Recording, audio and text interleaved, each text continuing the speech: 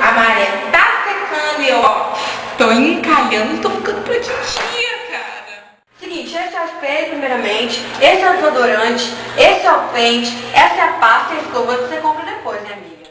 Senhor, estou fazendo a prova do envelope vazio. Rapaz, eu sou crente, Deus que vai agir por mim.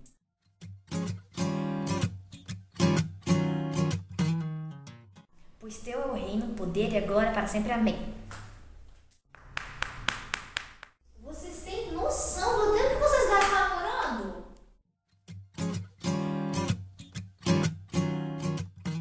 Me ajuda, porque a minha única intenção indo lá é evangelizar, Deus. Evangelizar, nada mais do que isso.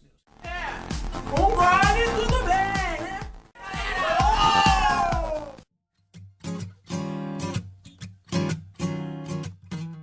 Participo de sete ministérios, pastor. Me diga uma coisa, você faz tudo isso, mas você ora? Eu acho que o senhor tem razão, pastor. Seja justo com o teu servo humilde. Me dá um carro melhor que o dele e me manda fogo do céu no carro dele.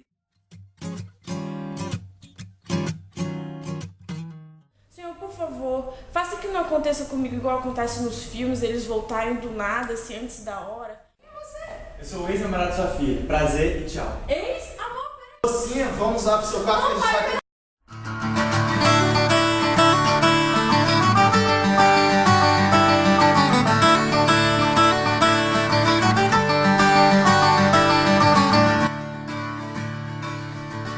De uma feita, estava orando Jesus em certo lugar quando um de seus discípulos pediu: Senhor, ensina-nos a orar, assim como João ensinou aos seus discípulos.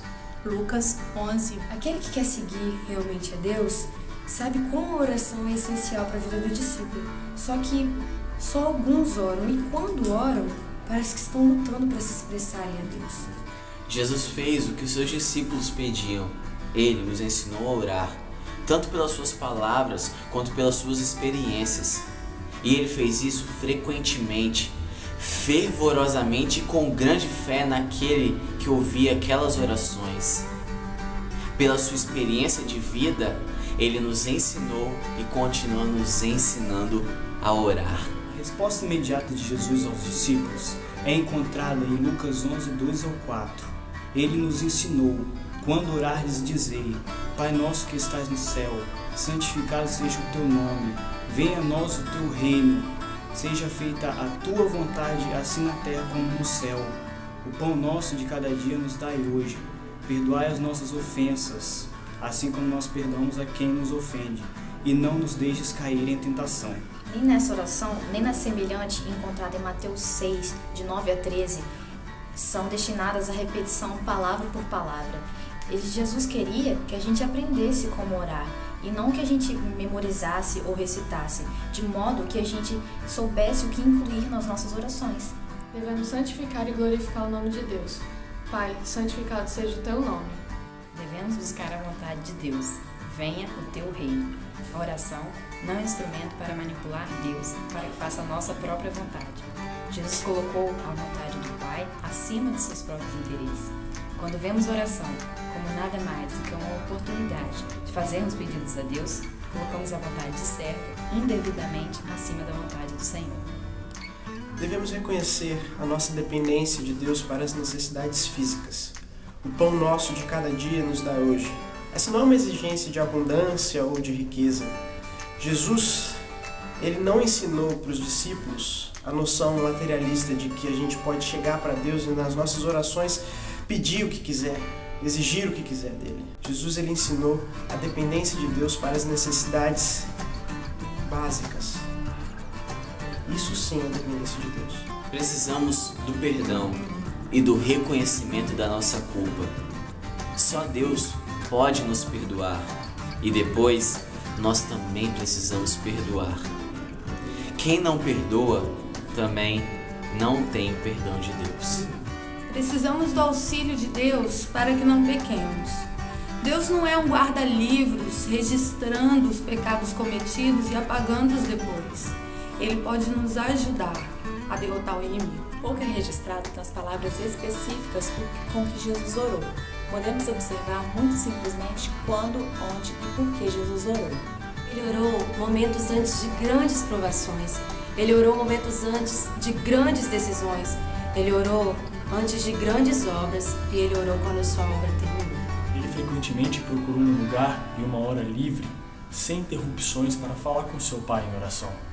Ele frequentemente subiu aos montes, foi a um jardim, tipicamente escolheu a noite e o amanhecer, quando havia menos distração com esse mundo apressado. As circunstâncias das orações de Jesus sugerem um motivo imediato para essas orações, como provações, tentações, mas estes são apenas um reflexo de uma razão maior pela qual Jesus orou. Jesus valorizava a sua comunhão com o Pai. Ele conhecia como ninguém o privilégio de andar com Deus. Os apóstolos pediram para que lhes ensinassem a orar. Jesus deu-lhes mais do que palavras, quando deu um exemplo consistente de fé em suas orações. Depois que Pedro e João foram perseguidos e passaram algum tempo na prisão por causa da sua pregação, eles encontraram outros cristãos e juntos oraram com confiança, pedindo para que Deus permitisse que eles continuassem a sua obra. Eles entenderam que o poder da oração está naquele que ouve as orações, o Deus Todo-Poderoso. Quando confrontados com as necessidades físicas das viúvas da igreja de Jerusalém, os apóstolos reconheceram a importância desse serviço e guiaram a igreja a selecionarem homens adequados para esse assunto. O cuidado com as viúvas não era para ser negligenciado, mas os apóstolos cuidadosamente reservaram tempo em sua vida para a oração. É preciso despertar para a importância da oração na vida do cristão, seguindo o exemplo de Cristo, que sabia que com muita oração havia muito poder. Oração não é um momento, é uma escolha de vida. Escolha estar conectado com Deus, entregando a Ele toda a sua mente em constante oração. Porque, como disse Paulo aos Tessalonicenses, orai sem cessar. Orai sem cessar. Orai sem cessar. Orai. Orai sem cessar. Sem cessar. Sem cessar. Orai sem cessar. Orai sem cessar. Orai sem cessar. Orai sem cessar. Orai sem cessar. Orai sem cessar. Orai sem cessar.